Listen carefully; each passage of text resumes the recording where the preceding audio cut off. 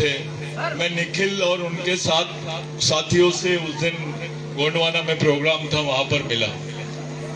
मेरे को बताया कि वो दिलीप भाव ने बुलाया है, आपको जाना है। मैं बिल्कुल यही सोच के आया कि मेरे को ये गांव में जाना है।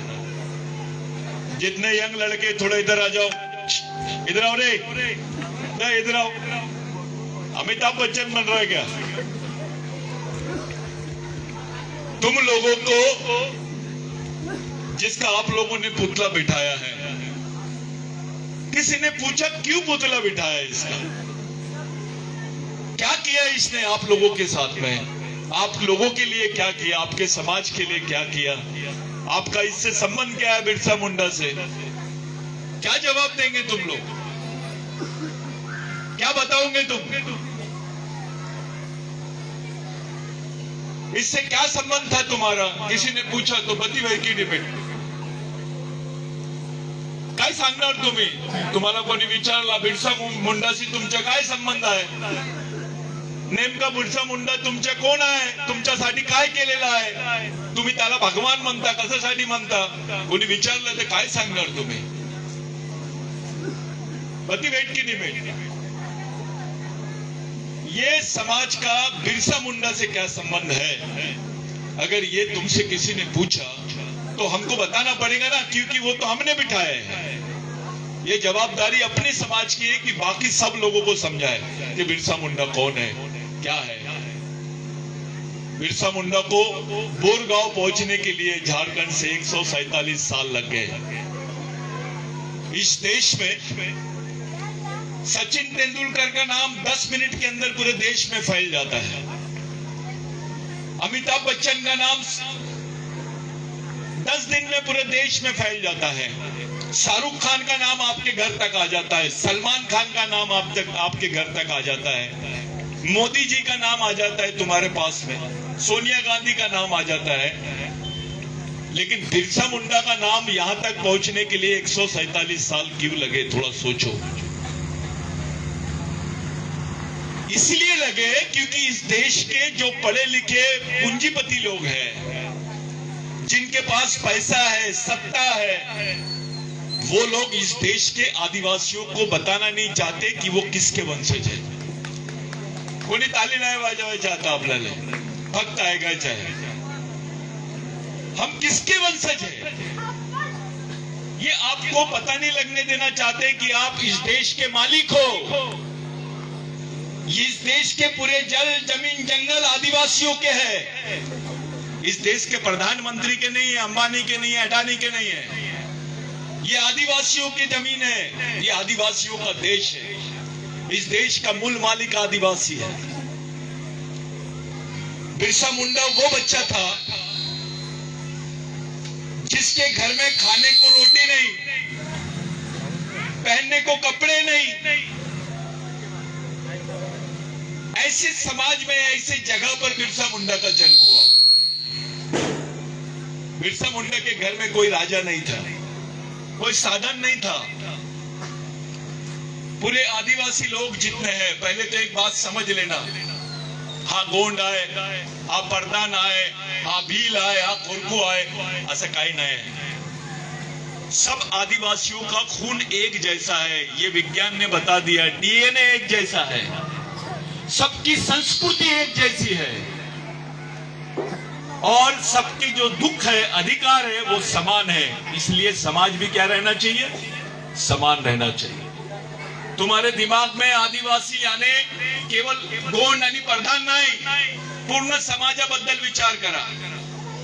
आपके जीवन से अगर एक चीज निकाल ली जाए, आपकी आंखें निकाल लेंगे तो भी आप जिंदा रहोगे, आपकी जीभ निकाल लेंगे तो भी आप जिंदा रहोगे, आपके बाल निकाल लेंगे तो भी आप जिंदा रहोगे, आपके दोनों पैर भी काट देंगे तो भी आप जिंदा रहोगे। लेकिन आपके जीवन से समाज निकाल लेंगे ना, तो आप जिंदा नहीं रहेंगे। क्योंकि जो कुछ है आपके पास, जे काही तुम्हाला भेटून राहिला, समाजामुळे भेटून राहिला। अगर समाज नहीं होता तो तुम्हारे बदन पे कपड़े नहीं होते, तुम्हारे पास में जमीन नहीं होती, तुमको आरक्षण नहीं मिलता, तुम्हारे बच्चे पढ़ते नहीं। आज तुम्हारे समाज के कुछ लोग पढ़ लिख के अधिकारी नहीं बनते, कर्मचारी नहीं बनते, डॉक्टर नहीं बनते, इंजीनियर नहीं बनते। ये इसीलिए क्योंकि समाज की वजह से। कोई पार्टी वार्टी की वजह से नहीं। समाज बहुत बड़ी चीज है। हम लोग अपने ही समाज के साथ में गद्दारी करते हैं। हमारे लड़कों के दिमाग में एक अलग टाइप की बात आती है। सचिन तेंदुलकर 0 पे आउट हो गया तो उसको बहुत तकलीफ होती है, लेकिन आदिवासी बच्ची को नंगा दौड़ाया जाता है इस देश में, उसका बलात्कार होता है, उसको मारा जाता है। 13-13 साल की लड़कियों को, 12 साल की लड़कियों को नक्सल बोल के मारते हैं, उसका दुख नहीं होता किसी बच्चे को। अरे आदिवासियों में ऐसे भी लोग हैं जिनके घर में 3-3 दिन चूल्हा नहीं जलता इस देश में। इतनी गरीबी है आदिवासियों। विश्व का सबसे ज्यादा गरीब आदमी आदिवासी, और वो आदिवासी काला अंडे में मिला। रोज कितना कमाता है? 3.5 रुपए। 3.5 रुपए अगर आदिवासी कमाएगा तो खाएगा क्या? अरे 50 रुपए कमाता है तो पेट भर के नहीं खा पाता वो, तो 3 रुपए वाला आदमी कैसे कमाएगा, कैसे जिएगा, कैसे रहेगा? इसके बारे में कोई सोचता नहीं। हमारे नेता भी नहीं सोचते। हमारे आधे से ज्यादा आदिवासी समाज के लोग गड्ढे खोदने का काम करते हैं। आपले लोक छत्तीसगडहून येतात, मध्य प्रदेशहून येतात आणि इथे गड्ढे खोदायचं काम करतात ते। अब गड्ढे खोदने की भी मशीन निकल गई है, वो भी काम तुम लोगों को नहीं मिलेगा, तो तुम जिंदा कैसे रहोगे? ये भारत सरकार ने संयुक्त राष्ट्र संघ में बोल दिए कि भारत में आदिवासी नहीं रहते हैं। भारत में आदिवासी नहीं रहते हैं का मतलब यह है कि वो इस देश के नागरिक नहीं है, और अगर वो इस देश के नागरिक नहीं है तो उनको इस देश में जिंदा रहने का कोई अधिकार नहीं है। ऐसा किसी समाज के साथ में किसी देश में नहीं हुआ। हम इस देश के मालिक हैं। इस देश में हमारा सब कुछ है, जल, जमीन, जंगल। इस देश की हर चीज आदिवासियों की है। बावजूद इसके हमको बोला जा रहा है कि भारत में आदिवासी नहीं है। अरे तुमको आज आदिवासी हो करके आरक्षण मिला है, तुमच्याकडे जमीन आहे, मी नंतर सांगणार तुम्हाला। तुम आदिवासी हो करके सब कुछ है, अब तो ये बोल रहे हैं कि आदिवासी देश में नहीं है। तुम क्या करोगे? तुमको तो आदिवासी मानने के लिए तैयार नहीं है ये लोग। तुमको आरक्षण नहीं रहेगा, तुमको कोई पहचान नहीं देंगे, तुम्हारी जमीन नहीं रहेगी, तुम्हारी जमीन भी छीन लेंगे। अभी तो कायदा है कि आदिवासी की जमीन गैर आदिवासी आदमी नहीं ले सकता है। आता कायदा आहे म्हणून तुमची जमीन सुरक्षित आहे। जर हा कायदा नसला, ये कायदा नहीं रहता, तो तुम्हारी क्या हाल होते?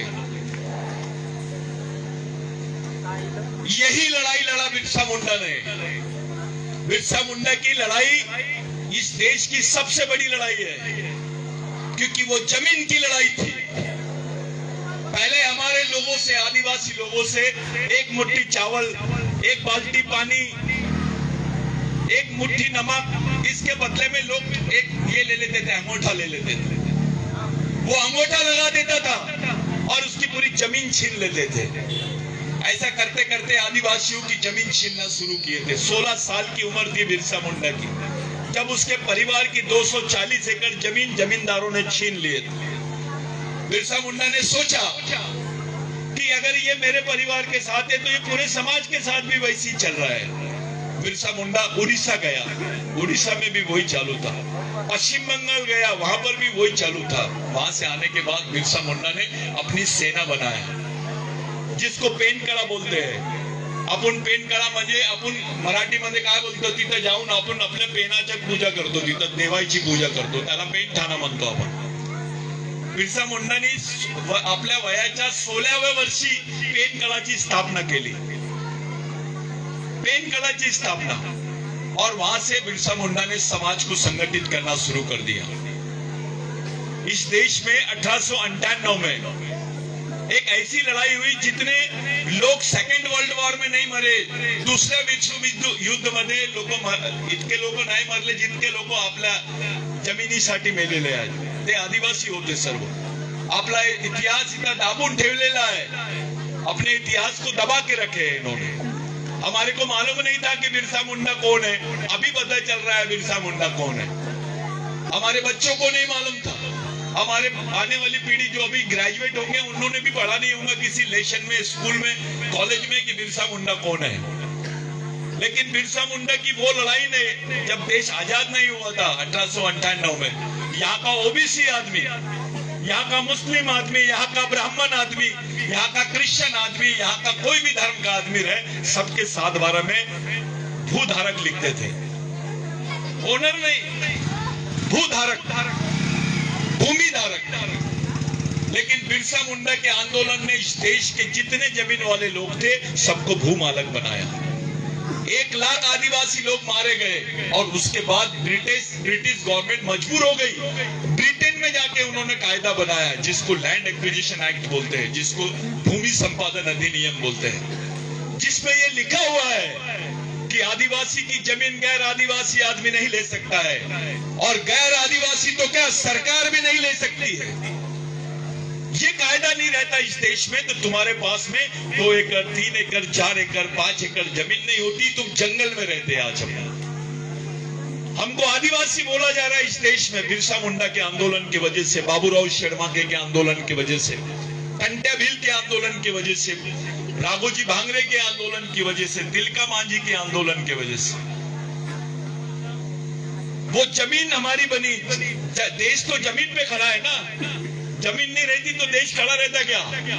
इस देश में किसी ने जमीन की लड़ाई नहीं लड़ा सिवाय आदिवासियों के। इस देश में आजादी की लड़ाई में 70% हिस्सेदारी आदिवासियों की थी।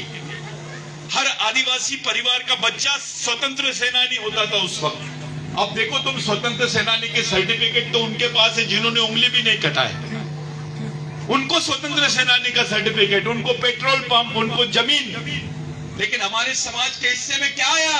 गरीबी, कुपोषण, भूखमरी, आतंकवाद, नक्सलवाद। ये हमारे बच्चों के दिमाग में डाला जा रहा है। हमारे छोटे छोटे बच्चे आश्रम स्कूल में जाते हैं, जहां पढ़ने के लिए जाते हैं वहां उसके साथ बलात्कार होता है।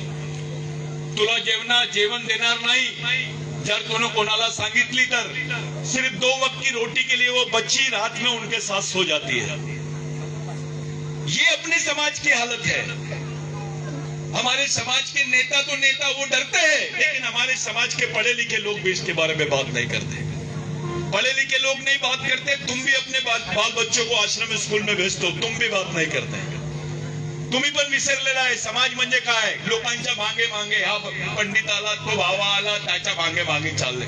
अबे तुमच्या समाजाबद्दल कोण विचार करणार? का सोनिया गांधी विचार करणार, की मोदी विचार करणार, की मोहन भागवत विचार करणार? करणार तर तुम्हालाच आहे। तुमच्या मुलाबाळांसाठी तुम्हाला विचार करायचा आहे, दुसरे लोक नाही करणार। शेवटी जबाबदारी तुमची आहे, तुम्ही त्याला जन्म दिलेला आहे, तुमने उसको जन्म दिया है, ये जवाबदारी तुम्हारी है। कोई दूसरा आदमी इसमें नहीं करेगा कुछ। हमने क्या जवाबदारी निभाए? आज एक पुतला आप लोगों ने बिठा दिया, ये तुम्हारा यहाँ पर भवन बना लिए।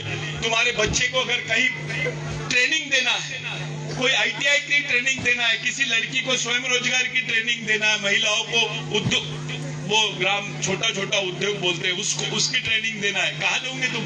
गवर्नमेंट नहीं देंगे अभी, क्योंकि गवर्नमेंट ऐसी स्थिति में चले गई है कि उनको गरीब आदमी की कोई फिक्र नहीं है, और खास करके आदिवासियों।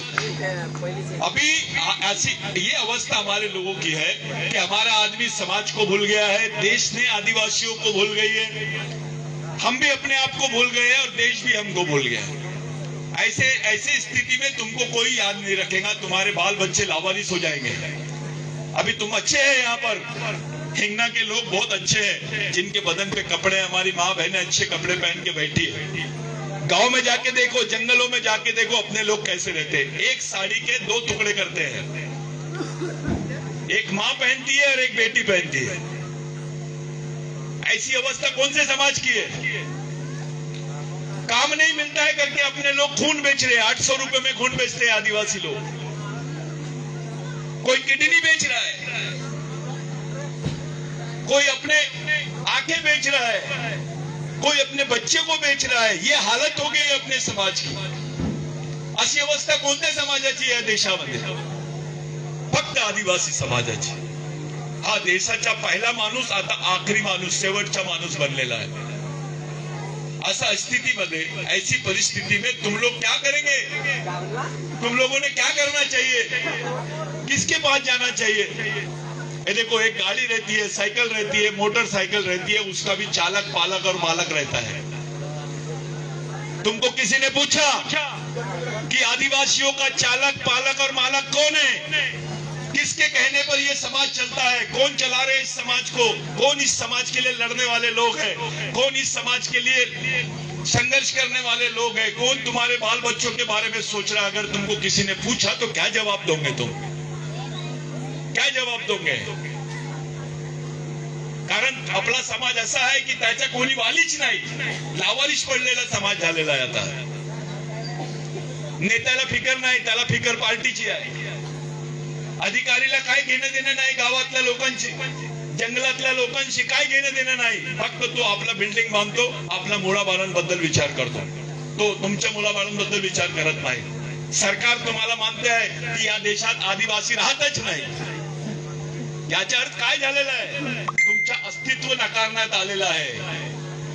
तुमची पहचान, तुमची ओळख, या देशात तुमचं ओळख नकारलेलं आहे की तुम्ही आदिवासी आहेत. त्यांचं कहना आहे की तुम्ही आदिवासी नाही, त्यांचं म्हणणं आहे की या देशात आदिवासी राहतच नाही. इतना बड़ा घात कौन से समाज के साथ है? और अपने लड़कों को गांडू बना रहे हैं, अपने लड़कों के दिमाग में डाल रहे हैं, अरे तू ये सेना में चले जा, तू फलाना सेना में, तू यहाँ पर दल, वो दल में जा, ये दल में जा. भाई तेरे समाज का क्या है? किसी लड़के को उठाया, अभी किसी को यहाँ पर कानोली बारा के पास में कोई आदिवासी गांव के लड़के को या लड़की को अगर किसी ने बलात्कार कर दिया, तुम्हारे में ताकत है कि एक जगह आकर तुम लड़ सको? क्योंकि हमने कोई संगठन बनाया ही नहीं, हम लोग विचार ही नहीं करते उसके बारे में. तुम्हारी बहन बहनों के साथ यहाँ जितनी भाई बैठी है, दूसरे लोग जब जाती है आदिवासी महिलाएं सुबह काम पर, खेती पर, तो देखना तुम लोग क्या बोलते हैं, अबे ये आदिवासी की महिला जा रही है, इसके साथ कुछ भी कर दो, क्योंकि इसके समाज के लोग गांडू है, इसके समाज के लोग संगठित नहीं है, इसके समाज के लोग बेईमान है. ऐसी सोच है उनकी कि ये भाई के पीछे कोई समाज खड़ा नहीं है. एक दलित भाई को हाथ दिखा के दिखाओ तुम थोड़ा सा, पूरा अम्बेडकरी समाज एक जगह आ जाता है. एक ब्राह्मण भाई को कुछ होता है तो पूरे देश के ब्राह्मण भाई एक जगह आ जाते हैं. आदिवासियों को तो रोज 1 घंटे में एक भाई की बलात्कार होता है.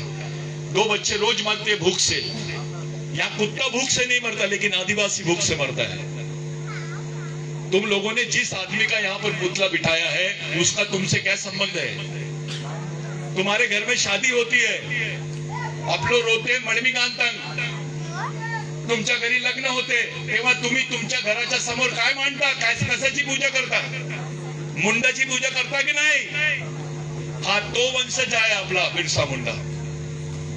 हा बिरसा मुंडा वयाच्या 24व्या वर्षी शहीद झालेला आहे. पण 24-25 ची जी त्याची वय होती. काय के लिए लड़ा बिरसा मुंडा ने? बिरसा मुंडा ने केवल समाज के लिए लड़ा, जात के लिए नहीं कि मैं मुंडा जाति का हूं, नहीं, पूरे समाज के बारे में सोचा. अब तो तुम्हारा खुद का लड़का तुम्हारे लिए नहीं लड़ेगा. तुम बोलो मेरे लिए बेटा तू जान दे दे, मेरे लिए फांसी में चढ़ जा, चढ़ेगा क्या? बिरसा मुंडा को क्या गरज थी 25 साल की उम्र में अपने लिए फांसी पे चढ़ा? तुम अपने संग, अपने आदमी को बोलो, तुम अपने लड़के को बोलो, अपने भाई को बोलो, पूछ के देखो मेरे लिए फांसी पे चढ़ता क्या? वो नहीं कर सकता काम, वो काम उसने किया है खुशी से अपने समाज के लिए. समाज इतनी बड़ी चीज है कि इसके लिए जान भी देने को तैयार हो गए लोग. तो उनके वजह से हम लोग बचे हैं. ये कोई अगवान भगवान के वजह से नहीं बचे. कोई आवा बावा नहीं आया तुमको बचाने के लिए. ये शहीद नहीं होते तो कोई कुछ नहीं होता. कोई राजाओं ने कुछ नहीं किया. अगर हम गोंड राजा थे तो कितनी जमीन है आदिवासियों के पास में? यहाँ पर दीक्षा भूमि है दलित भाइयों के साथ में 100 एकड़, उधर संघ भूमि में 100 एकड़ 200 एकड़ जमीन है. क्रिश्चियन भाइयों के पास जमीन है, मुस्लिम भाइयों के पास जमीन है. आदिवासियों के पास कहाँ है? 10 एकड़ जमीन नहीं है तुम्हारे लोगों को. तुमको जिंदा रहने के लिए तो ठीक है, वो तो है ही नहीं. सड़क पे रहते अपने आदिवासी लोग शहर में, मरने को भी जगह नहीं है आदिवासियों के लिए. कोणी विचारलं तुम्हाला नागपूरमध्ये आदिवासींच्या काही कब्रस्तान आहे का? काय सांगणार तुम्ही? जैसा मुस्लिम भाई का कब्रस्तान होता है, उनका क्रिश्चियन भाई का कब्रस्तान रहता है, मुस्लिम भाई का रहता है. तुम्हारा है क्या? अरे तुमको तो गाड़ने को भी जगह नहीं है, मरने को भी जगह नहीं रही. अभी बहुत जल्दी ये हिंगना में बहुत बड़ा प्लान आने वाला है, क्योंकि अभी इन्होंने जमीन का सर्वे कर लिया, सैटेलाइट सर्वे कर लिए। ये हिंगना से जुड़ा हुआ जो जंगल का जोन है, यहाँ से तुम्हारा वो वर्धा से जुड़ा हुआ है बेल्ट में, जिसको बहुत बड़ा वो मिला है, क्या नाम है प्रोजेक्ट, बोर प्रोजेक्ट से इसको जोड़ रहे हैं। अब तुम्हारे घर यहाँ से उठेंगे, 10-10 लाख में तुम्हारी जमीनों को खरीद लेंगे, तुमको भगाएंगे, मिलिट्री लगाएंगे। कौन है तुम्हारे को बचाने वाला? आणि तुम्ही जे लोक उपास करतात, बिरसा मुंडाचा पुतळा मांडला तुम्ही लोकांनी, बिरसा मुंडा काय म्हणतो, अबे उपास करायचा आहे तो देवासाठी नाही, आपल्या मुलाबाळांसाठी कलेक्टर ऑफिसच्या समोर उपास करा, आपल्या मुलाबाळांसाठी तुम्ही जेल जायची तयारी ठेवा, जेलामध्ये जायची तयारी ठेवा, तुम्ही प्रकल्प अधिकारी कडे तुम्ही जा, आपल्या मुलाबाळांची देव तुम्ही आहे, कोई भगवान नहीं बचाएगा तुमको, फायदा तुमने किए। बिरसा मुंडा बोलता है, जिस बच्चे की माँ होशियार वो बच्चा जिंदा रहेगा, जिस बच्चे की माँ बेवकूफ, वो सोचती नहीं है, कुछ समाज के बारे में नहीं सोचती, उसके भविष्य के बारे में नहीं सोचती, उस बच्चे का कोई भविष्य नहीं है। फक्त जेवायला द्यायच्या, खायला द्यायच्या म्हणजे तुम्ही आई बाप नाही झाले, तुमची जबाबदारी आहे, नैतिक जबाबदारी आहे की त्याला विचार पण सांगायचा, त्याला कसं जगायचा, कोणाकडे जायचा, काय अभ्यास करायचा, कसं राहायचं, कोणी सांगणार? तुमची संस्कृती कोणी सांगणार? आपण तो विसरलो सर्व। हमारे लिए, हमारे समाज के लिए कोई तो हो जो हमारे समाज को बचाए। बिरसा मुंडा का मैं 2 बात बताता हूं तुम्हारे को। एक बार बहुत तूफान आ रहा था, सब लोग इधर उधर भाग रहे थे, पानी आ रहा था। बिरसा मुंडा कुछ अपने साथियों के साथ में जा रहा था। पहले राम मंदिर उतना फेमस नहीं था जितना जगन्नाथ का मंदिर फेमस था। बिरसा मुंडा ने देखा कि सुअर के कुछ बच्चे और सुअर ठुटर रहे हैं पानी में, वो इतने ज्यादा पानी में ठुटर रहे हैं कि वो मर जाएंगे। बिरसा मुंडा ने जगन्नाथ के मंदिर का ताला तोड़ दिया और वो सुअर को और सुअर के बच्चों को मंदिर के अंदर में बंद कर दिया। रात भर वो मंदिर में रहे, बच गए। लेकिन वो सुअर देख के सब लोग, पूरे पंडित लोग चिल्लाने लग गए, अरे बिरसा मुंडा ने तो भगवान को अपवित्र कर दिया, जगन्नाथ भगवान को अपवित्र कर दिया बिरसा मुंडा ने, बिरसा मुंडा को इसकी सजा मिलनी चाहिए। सुबह हुई, सब लोग बैठे, बिरसा मुंडा ने बोला, ठीक है आप क्या बोल रहे हो, तुमने अपवित्र कर दिया जगन्नाथ को, अब तुमको इसकी सजा मिलेगी। बिरसा मुंडा ने बोला, मेरे सवाल का जवाब दो। बिरसा मुंडा ने पहला सवाल किया, ये सूरज को किसने बनाया? पंडों से पूछा, तो पंडे बोलने लगे ऊपर वाले ने। फिर बिरसा मुंडा ने पूछा, ये झाड़ को किसने बनाया? तो पंडों ने बोला ऊपर वाले ने। फिर बिरसा मुंडा ने पूछा, तेरे को किसने बनाया? तो बोले ऊपर वाले ने। फिर बिरसा मुंडा ने पूछा, ये सुअर को किसने बनाया? तो बोले ऊपर वाले ने। तो भाई एक ही कारखाने का माल है, इसका गोडाउन अलग कैसे हो सकता है? वो एक जगह क्यों नहीं रह सकते? फिर बिरसा मुंडा ने बोला, सभी धर्मों के लोग जिस जानवर को तुच्छ जानवर मानते हैं उसको आदिवासी संस्कृति में नारायण पेन बोलते हैं, गोंडी में उसको पत्ती बोलते हैं, उसको नारायण पेन बोलते हैं। बिरसा मुंडा ने बोला, हमारी संस्कृति में एक तुच्छ जानवर का स्थान भगवान के जैसा है, तो इंसान का कितना बड़ा स्थान होगा। इसलिए बिरसा मुंडा ने क्रिश्चियन धर्म लिया, छोड़ दिया, हिंदू धर्म लिया, छोड़ दिया, वैष्णवी धर्म लिया, वो भी छोड़ा, और बोला आदिवासियों को किसी धर्म की जरूरत नहीं है, आदिवासियों की संस्कृति विश्व की सबसे बड़ी संस्कृति है, और इसलिए मैं अपने संस्कृति में जीना और अपनी ही संस्कृति में मरना चाहता हूं। ये बिरसा मुंडा ने बोला। सब लोग हंसते हैं आदिवासियों को कि आदिवासी महुए की झाड़ की पूजा क्यों करते, आपला मोठा देव तिथं काय, हे लोक पूजा करतात महुव्याच्या झाडाची, महुए की झाड़ की पूजा क्यों करते हैं? सब लोग हंसते हैं, अरे क्योंकि आदिवासी लोग महुए की दारू पीते हैं। कुछ लोग बोलते हैं ऐसे, लेकिन ऐसा नहीं है।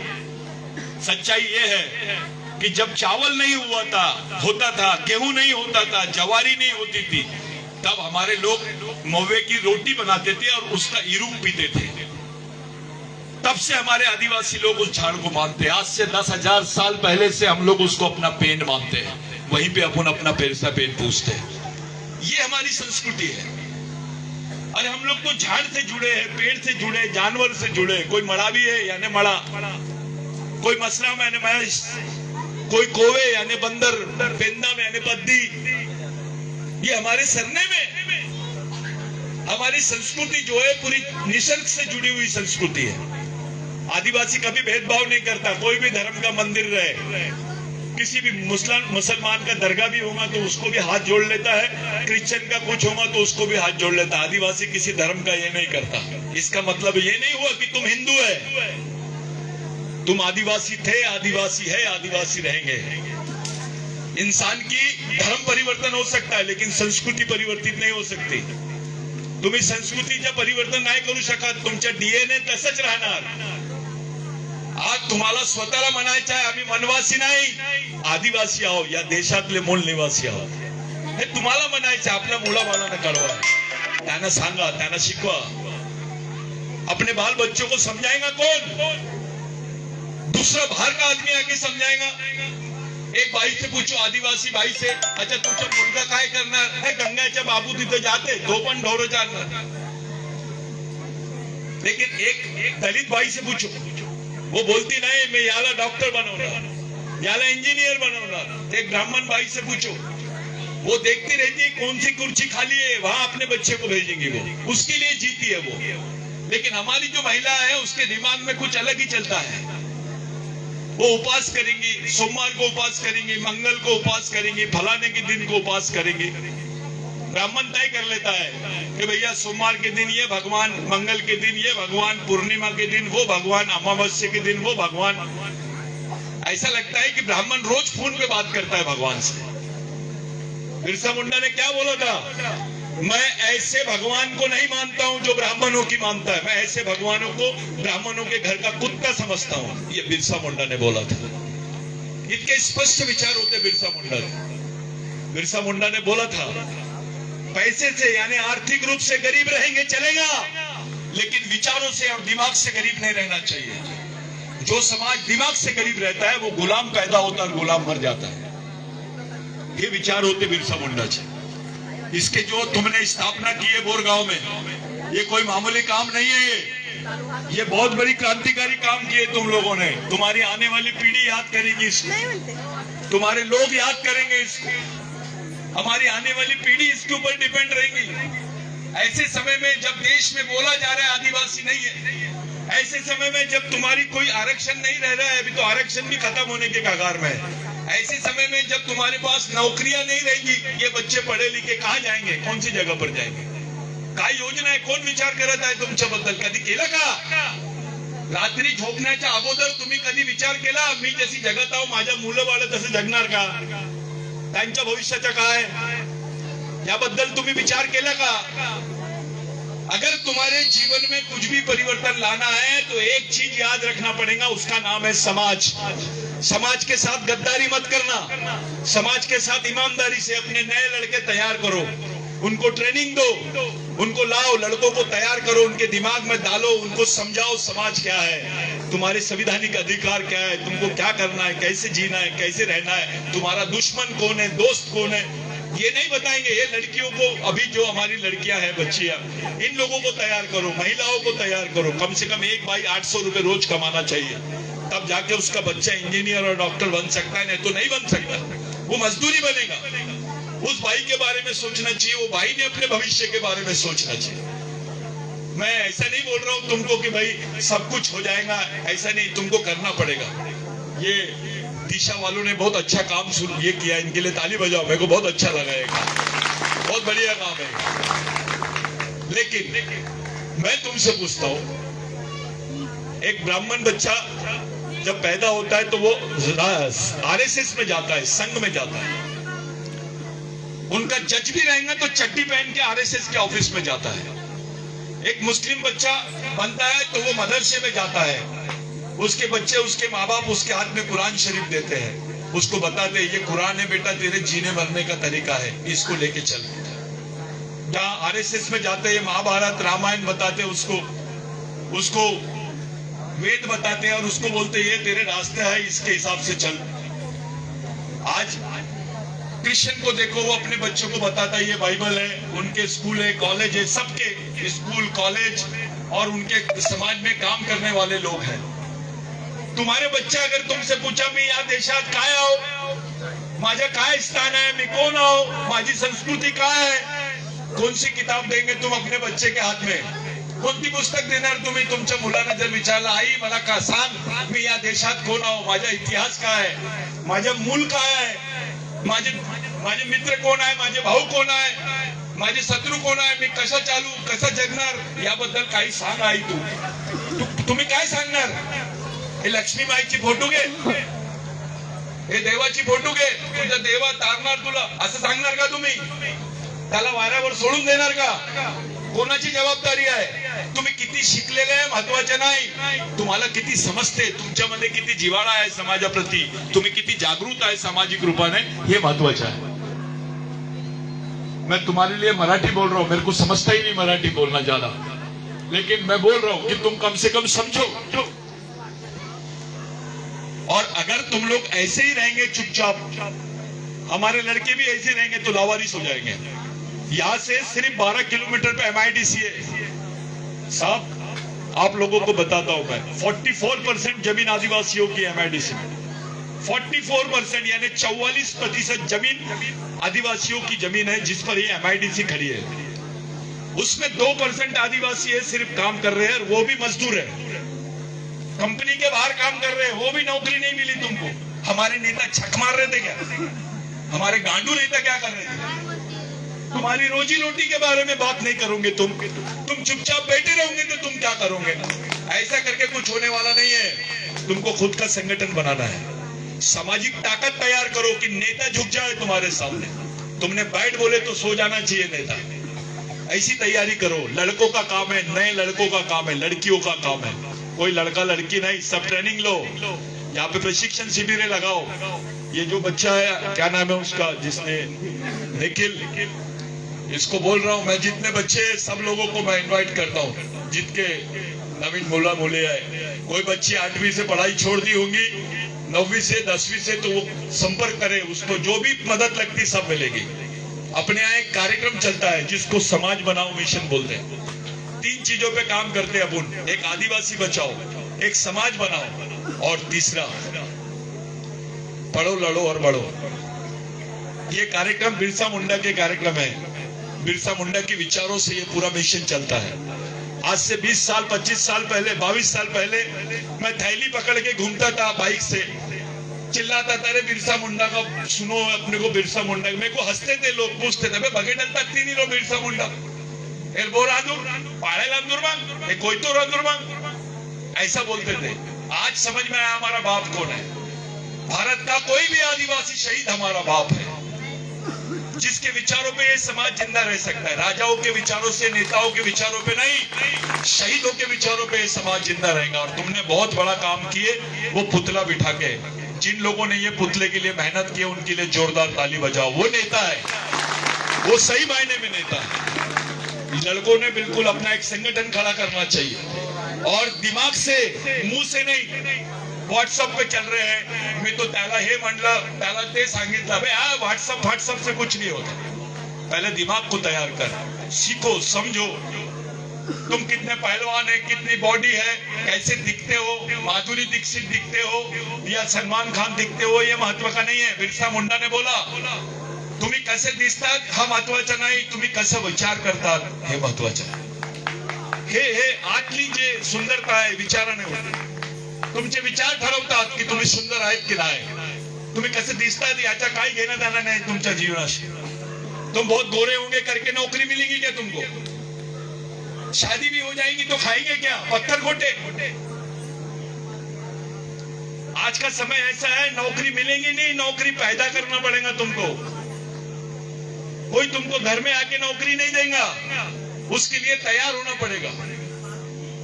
ये जो कार्यक्रम ले रहे हैं आप लोग, मैं देखा, मैं वो सब यहाँ पे दिलीप भाऊ, ललित भाऊ वगैरह जो लोग हैं, जितने अच्छे सब लोग, अभी वो कुंवारा भीषण के बारे में बताए. दादा, कुंवारा भीषण भी खतरे में है, वो भी जमीन चले जाएंगी. और तुम्हारा वो कचारगढ़ की भी जमीन चले जाएंगी, वो भी आरएसएस वाले भिड़े हुए हैं। उनके पास इतनी जमीन रहने के बाद भी आदिवासी की जमीन पे जा रहे। सब तो है सबके पास, लेकिन तुम्हारा अपना क्या है? तुम्हारे भगवान खतरे में है, तुम खतरे में हो, तुम्हारे बाल बच्चे खतरे में है। क्या करोगे तुम? अभी तो आश्रम स्कूल भी बंद कर रहे हैं। बैकडेटेड मेडिसिन यानी पुरानी तारीख की अगर तुम दवाई खाओगे तो रिएक्शन होगा, वैसी पुराने तारीख की ये लोग हम लोगों को शिक्षा दे रहे हैं। ऐसी शिक्षा दे रहे हैं अगर बच्चा 10वीं भी पास होता है तो उसके जीवन में कोई बदलाव नहीं होता, उसको एक एप्लीकेशन लिखना नहीं आता। ऐसी शिक्षा लेके क्या करोगे आप? जैसे कुक्कुट पालन होता है, जैसा बकरे का वो गॉड फॉर्म खिलाते हैं, वैसे आदिवासी बच्चों के हॉस्टल और आदिवासी बच्चों के आश्रम स्कूल चल रहे हैं। एक धंधा बन गया है।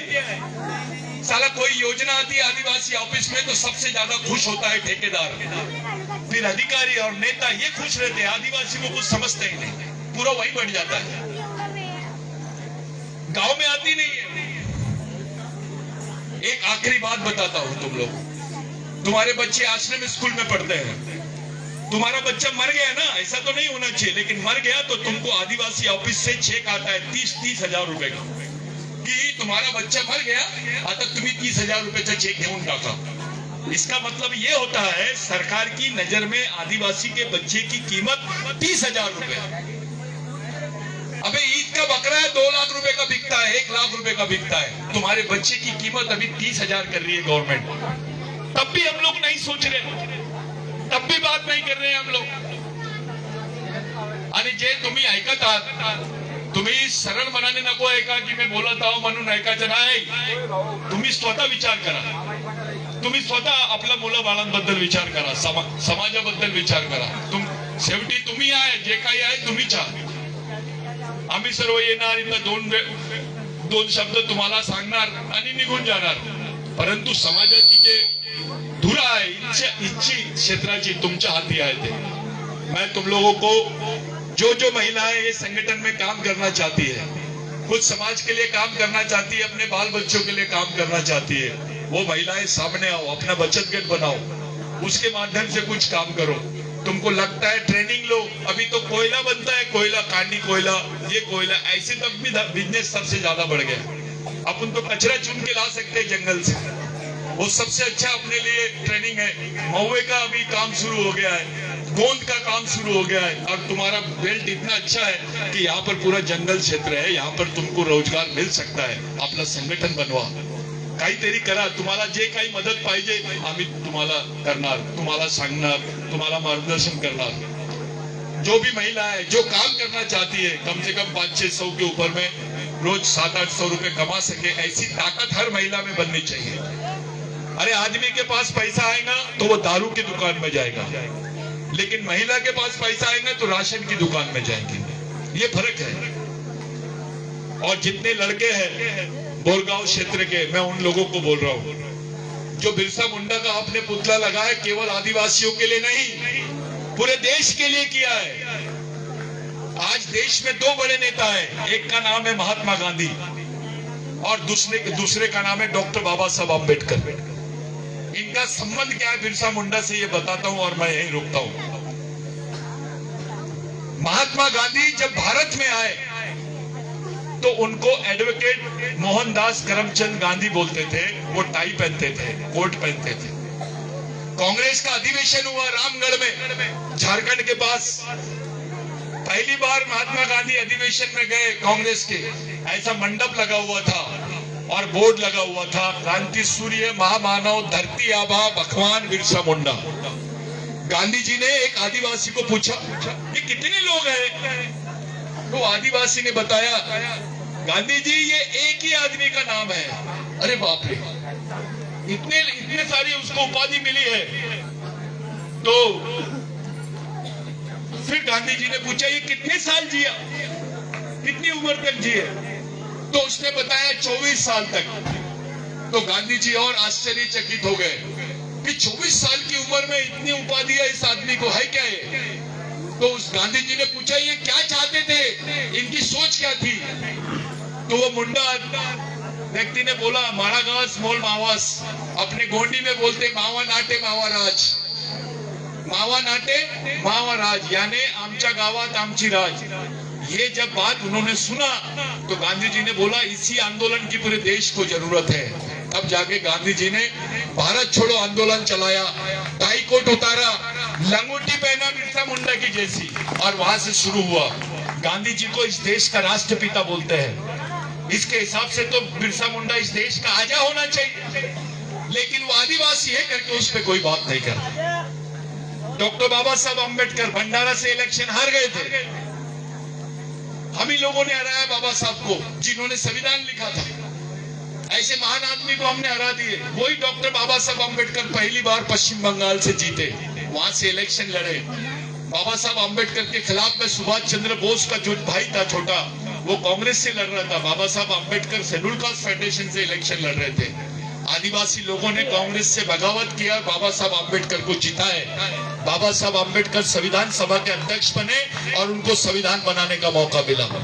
अगर बिरसा मुंडा का आंदोलन नहीं होता तो बाबा साहब को भी संविधान बनाने का मौका नहीं मिलता। इतनी बड़ी बात है। बाबा साहब गोदावरी के आंदोलन में बोलते हैं कि मैं बिरसा मुंडा को आंदोलन का गुरु मानता हूं, जमीनी आंदोलन। गांधी जी बिरसा मुंडा से प्रेरणा लेते हैं, बाबा साहब बिरसा मुंडा से प्रेरणा लेता है, लेकिन आदिवासी बिरसा मुंडा से क्यों नहीं लेता है? तुम बाबा साहब के भी बाप है क्या? उससे भी बड़े हैं तुम, महात्मा गांधी से बड़े हैं तुम।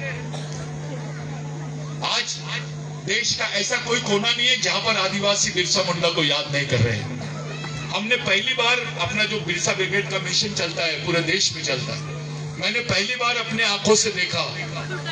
करीब 17,500 जगह पर एक ही दिन में एक ही टाइम पे जयंती मन रही थी बिरसा मुंडा की, और उस 17,500 जगह पर करीब 10 लाख से ऊपर यानी 25 लाख तक के आदिवासी लोग उसमें शामिल थे। अगर ये 25 लाख आदिवासी दिल्ली में अगर लाल प्रधानमंत्री आवास को घेर लेंगे तो इस देश में हलचल मच जाएंगी। केवल एक जगह जमा होने से नहीं, इतने ही लोग मोर्चे में जाना चाहिए, इतने ही लोग घेराबंदी करना चाहिए। तुम्हाला कळलं पाहिजे तुमचे अधिकार क्या है। ये बिरसा मुंडा है। बिरसा मुंडा ऐसा भगवान है जो लड़ना सिखाता है, मरना सिखाता है, जीना नहीं। जिसको लड़ना आता है और जिसमें मरने का डर नहीं है, वो आदमी ऑटोमेटिक अच्छे से जीने लग जाता है, स्वाभिमान के साथ जीने लग जाता है। ये गोंड है, ये प्रधान है, ये संगठन का है, वो संगठन का नहीं। बिरसा मुंडा ने बोला जातिवाद, व्यक्तिवाद, पार्टीवाद, क्षेत्रवाद छोड़कर केवल समाज और समाज के बारे में सोचो, समाजवाद के बारे में सोचो। बिरसा मुंडा का कहना है कि जिस समाज की सामाजिक समस्या नहीं होती है उसकी कोई समस्या नहीं होती, और जिसकी सामाजिक समस्या होती है जिस समाज की, उसकी समस्या ही समस्या होती है। हमारी सामाजिक समस्या ये है कि हमारी माँ बहन को समझता ही नहीं समाज यानी क्या, हमारे भाइयों को समझता ही नहीं समाज यानी क्या। वो धर्म और जाति समझ लेते समाज को। नहीं, समाज बहुत बड़ी चीज है जिसके लिए बिरसा मुंडा ने कुर्बानी दिया, बाबूराव शेरबाके ने कुर्बानी दिया, समाज के लिए दिया। आखिरी वक्त में जब बिरसा मुंडा को मार रहे थे, 2-3 दिन पहले फांसी की सजा हो गई, यानी 3 दिन बाद फांसी होने वाली थी, उसके पहले पॉइजन दिए बिरसा मुंडा को, और कुछ एक लेटर लेके गए उसके सामने कि तू लिख के दे, तू आदिवासी नहीं है, अगर तू लिख के देगा तेरी फांसी की सजा माफ कर देंगे।